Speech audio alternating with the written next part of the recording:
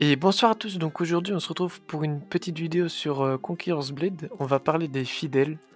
Donc les fidèles c'est cool et c'est tanky. Donc ils ont 120 en défense et 12k PV.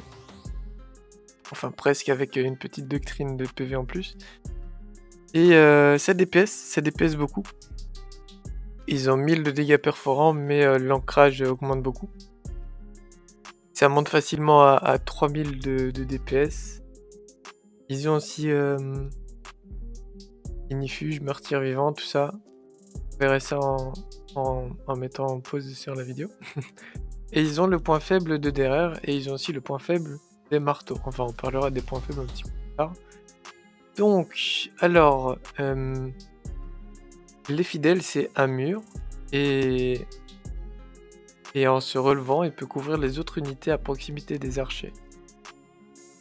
Donc, il est mieux que les lanciers en termes de DPS et de 1v1.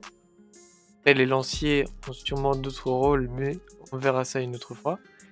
Et ils ont 3 inconvénients, donc l'étourdissement, le bris de parade et le flank. Donc l'étourdissement, par exemple les piques font beaucoup d'étourdissement. Le bris de parade, les halbardiers ont une possibilité de bris de parade en passif dans les vétérances. Et les flanks, donc ceux qui viennent par derrière, soit avec les armes, soit avec les berserkers, soit avec la cave. Là on est dans du T4. Je parle beaucoup de...